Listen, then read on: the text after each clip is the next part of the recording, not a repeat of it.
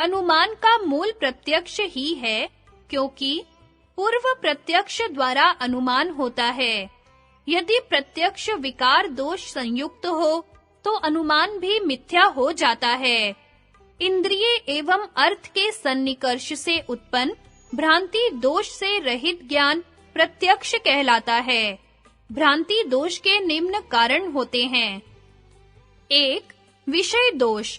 पदार्थ इतनी दूर हो जिससे यथार्थ ज्ञान में भ्रम उत्पन्न हो। पदार्थ ऐसी अवस्था में रखा हो जिससे यथार्थ ज्ञान में भ्रांति उत्पन्न हो।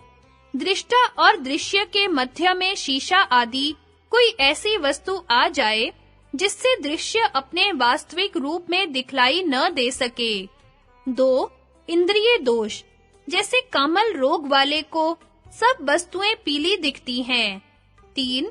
मनोदोष। मन के असावधान तथा अस्थिर होने से पदार्थ का ठीक-ठीक ज्ञान नहीं होता है। शब्द प्रमाण। अलौकिक विषय में वेद ही प्रमाण हो सकते हैं, इसलिए इस प्रमाण का नाम आगम प्रमाण है। वेद के आश्रित जो ऋषि, मुनि और आचार्यों के वचन हैं, वे भी इसी प्रमाण के अंतर्गत हैं। लौकिक विषय में भी आप्त पुरुष ही प्रमाण हो सकते हैं।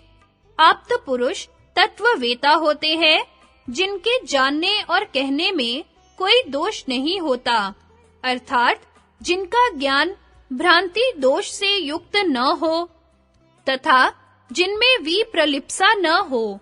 कई आचार्यों ने उपमान, अर्थापत्ति, संभव, अभाव, एतिह्य और संकेत को अलग प्रमाण माना है, जिसे मीमांसा ने प्रत्यक्ष, अनुमान, आगम, उपमान, अनुपलब्धि और अर्थापत्ति ये 6 प्रमाण माने हैं। न्याय ने प्रत्यक्ष, अनुमान, आगम और उपमान ये 4 प्रमाण माने हैं, किंतु दर्शनकारों में प्रमाण के संबंध में यह कोई विशेष मतभेद नहीं है। केवल स्थूल बुद्धि वालों को वर्णन शैली की बाह्य प्रणाली को देखकर अविवेक के कारण परस्पर विरोध होने का भ्रम होता है, क्योंकि यह सब तीनों प्रमाणों के अंदर ही आ जाते हैं। जैसे प्रसिद्ध पदार्थ के सादृश्य से साध्य के साधने को उपमान कहते हैं, वह अनुमान के अंदर आ जाता है। जो बात अर्थ से निकले उसे अर्थापत्ति कहते हैं।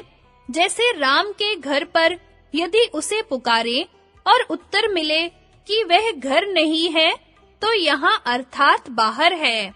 यह अपने आप ज्ञात हो जाता है। यह भी अनुमान के अंदर आ जाता है। एक बात से दूसरी बात का जहाँ सिद्ध होना संभव हो, उसे संभव कहते हैं। जैसे राम करोड़पति है, इससे लखपति होना सिद्ध है। यह भी अनुमान के अंतर्गत है। मकान में पुस्तक नहीं है, यह ज्ञान अभाव प्रमाण से होता है, पर वस्तुतः यह प्रत्यक्ष ही है, क्योंकि जिस वस्तु का ज्ञान जिस इंद्रिय से प्रत्यक्ष होता है, उसका अभाव भी उसी से प्रत्यक्ष हो जाता है। इसलिए अभाव प्रत्यक्ष प्रमाण के अंतर्गत एतिह्य जो परंपरा से कहते चले आते हो, इनमें कहने वाले का निश्चय न होने से यह ज्ञान संशय वाला होता है। इसलिए यह प्रमाण नहीं, और यदि कहने वाले का आप्त पुरुष होना निश्चय हो जाए, तो शब्द प्रमाण के अंदर आ जाता है। नियत इशारों से अपने अभिप्रायों को एक दूसरे पर प्रकट करने को संकेत कहते हैं। यह भी अनुमान के अंदर आ जाता है, क्योंकि संकेत नियत किया हुआ चिन्ह है। इस प्रकार 3 ही प्रमाण सिद्ध होते हैं, जो सांख्य तथा योगाचार्यों ने माने हैं। अन्य सब इन्हीं के अंतर्गत हो जाते हैं। संगति विप्रय वृत्ति का वर्णन करते हैं। विप्रयो मिथ्या ज्ञानम अत्यद्रूप प्रतिष्ठम। शब्दार्थ विप्रय बराबर विप्रय, मिथ्या ज्ञानम बराबर मिथ्या ज्ञान है। अत्यद्रूप प्रतिष्ठम बराबर जो उसके रूप में प्रतिष्ठित नहीं है, अर्थात जो उस पदार्थ के वास्तविक रूप को प्रकाशित नहीं करता है। अन्व्यार्थ, विप्रय मिथ्या ज्ञान है जो उस पदार्थ के रूप में प्रतिष्ठित नहीं है। व्याख्या, सूत्र में विप्रय लक्ष्य है, मिथ्या ज्ञान लक्षण है और अतद्रूप प्रतिष्ठितम हेतु है। अतद्रूप प्रतिष्ठम विकल्प में भी हेतु है, इसलिए विकल्प वृत्ति में अतिव्याप्ति दोष के निवारणार्थ अर्थात विकल्प से विप्रय में भिन्नता दिखलाने के लिए विप्रय वृत्ति के लक्षण में मिथ्या ज्ञानम पद दिया गया है। विषय के समान आकार से परिणत चित्त वृत्ति को प्रमाण और विषय से विलक्षण आकार से परिणत चित्त वृत्ति को विप्रय समझना चाहिए। मिथ्या ज्ञान अर्थात जैसा अर्थ न हो वैसा उत्पन्न हुआ ज्ञान विप्रय कहलाता है। जैसे सीप में चांदी का ज्ञान, रज्जु में सर्प का अथवा एक चंद्र में द्विचंद्र का ज्ञान, क्योंकि वह उसके रूप में प्रतिष्ठित नहीं होता, अर्थात उसके असली रूप को प्रकाशित नहीं करता। जो ज्ञान वस्तु के यथार्थ रूप से कभी भी न हटकर वस्तु के यथार्थ रूप को ही प्रकाशित करता है, वह तद्रूप प्रतिष्ठित वस्तु के रूप में प्रतिष्ठित होने के कारण सत्य ज्ञान, यथार्थ ज्ञान अर्थात प्रमाण कहलाता है। जहाँ वस्तु अन्य हो और चित्त वृत्ति अन्य प्रकार की हो, वहाँ चित्त की वृत्ति उस वस्तु के यथार्थ रूप में प्रतिष्ठित नहीं होती है। इसलिए वह अतद्रूप प्रतिष्ठित होने के कारण विप्रय ज्ञान कहलाता है। भाव यह है कि जिस प्रकार पिघली धातु किसी सांचे में ढाल देने से वैसे ही आकार की हो जाती है और वैसे ही आकार को धारण कर लेती है, ऐसे ही चित्त भी बाह्य वस्तुओं से संबद्ध हुआ संयुक्त वस्तु के समान आकार से परिणत हो तदाकार हो जाता है। यह चित्त का विषयाकार परिणाम ही प्रमाण ज्ञान या प्रमाण वृत्ति कहलाता है। यदि ढाली हुई धातु की वस्तु किसी दोष के कारण सांचे के आकार से विलक्षण अथवा विपरीत हो जाए, तो वह वस्तु का आकार दोष विशिष्ट होने से स्वरूप में अप्रतिष्ठित हुआ दूषित कहलाता है। इसी प्रकार यदि वस्तु के आकार से चित्त की वृत्ति किसी दोष के कारण विलक्षण अथवा विपरीत अथवा भिन्न प्रकार की हो जाए, तो वह वृत्ति का आकार भी वस्तु के समानाकार न होने से स्वरूप में प्रतिष्ठित न होने के कारण दूषित, मिथ्या या भ्रांत ज्ञान कहा जाता है। जैसा कि सीप में चांदी का ज्ञान, रस्सी में सर्प का ज्ञान अथवा एक चंद्र में द्विचंद्र का ज्ञान किसी वस्तु से विलक्षण अथवा विपरीत चित्त के आकार को ही विप्रय ज्ञान कहते हैं।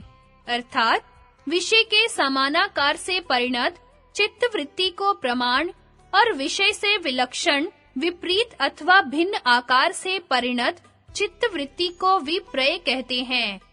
अथवा जो ज्ञान निज रूप में प्रतिष्ठित नहीं है, वह अतद्रूप प्रतिष्ठित कहा जाता है।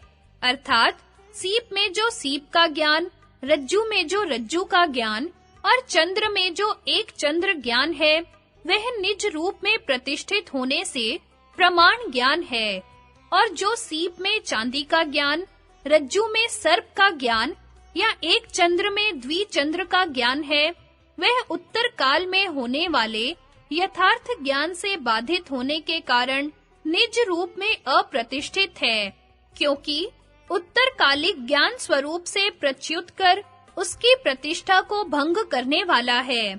इसलिए रज्जु विषयक रज्जु ज्ञान किसी ज्ञान से बाधित न होने से स्वरूप प्रतिष्ठित होने के कारण प्रमाण है, और रज्जु विषयक सर्प ज्ञान उत्तरकालिक यथार्थ ज्ञान से बाधित होने से स्वरूप में अप्रतिष्ठित होने के कारण विप्रय ज्ञान है। जिस प्रकार विप्रय ज्ञान रूपा प्रतिष्ठित है, वैसे ही संशय भी उत्तरकालिक ज्ञान से बाधित होने से रूपा प्रतिष्ठित है। इसलिए संशय भी विप्रय के अंतर्गत है। यह विप्रय संज्ञक चित्त की वृत्ति ही अविद्या कही जाती है। इसलिए अविद्या संज्ञक विप्रय ज्ञान अविद्या, अस्मिता, राग, द्वेष और अभिनिवेश भेद से 5 प्रकार का है, जिनका पंच कलेश के नाम से वर्णन किया जाएगा। भेद केवल इतना है कि यह विप्रय चित्त की एक वृत्ति रूप है और कलेश वृत्तियों के संस्कार रूप होते हैं। अविद्या, अस्मिता, राग, द्वेष और अभिनिवेश कलेशों के ही सांख्य परिभाषा में क्रम से तमस, मोह, महामोह, तामिस्त्र, अंध तामिस्त्र नामांतर है। इनका विस्तार पूर्वक वर्णन साधन पाद के 3 सूत्र की टिप्पणी में किया जाएगा। विशेष वक्तव्य सूत्र 8। विप्रय वृत्ति किस प्रकार अक्लिष्ट रूप हो सकती है, इस शंका को बहुधा जिज्ञासुओं से सुना गया है। इसलिए उसके कुछ उदाहरणों को यहाँ दे देना आवश्यक प्रतीत होता है। यह सारा त्रिगुणात्मक जगत अविद्या है, माया है, स्वप्न है, शून्य है, विज्ञान है इत्यादि कल्पनाएं अविद्यावादी, मायावादी, स्वप्नवादी, शून्यवादी, विज्ञानवादी इत्यादि की भ्रम मूलक, अयथार्थ और विप्रय रूप हैं। क्योंकि त्रिगुणात्मक जड़ तत्व को अविद्या, माया अथवा शून्य मानने में उसी के अंतर्गत होने के कारण सारे वेद शास्त्र, साधन संपत्ति, पुरुषार्थ, योग अभ्यास और स्वयं ये सिद्धांत और युक्तियां भी अविद्या, माया, स्वप्न अथवा शून्य रूप होकर विप्रय सिद्ध होंगी और सारे सांसारिक तथा पारमार्थिक व्यवहार दूषित हो जाएंगे। इसलिए त्रिगुणात्मक जड़ तत्व को अविद्या, माया, स्वप्न अथवा शून्य मानना विप्रय वृत्ति है। वास्तव में इस त्रिगुणात्मक जड़ तत्व को आत्मा से भिन्न अनात्म तत्व मानना ही प्रमाण वृत्ति है।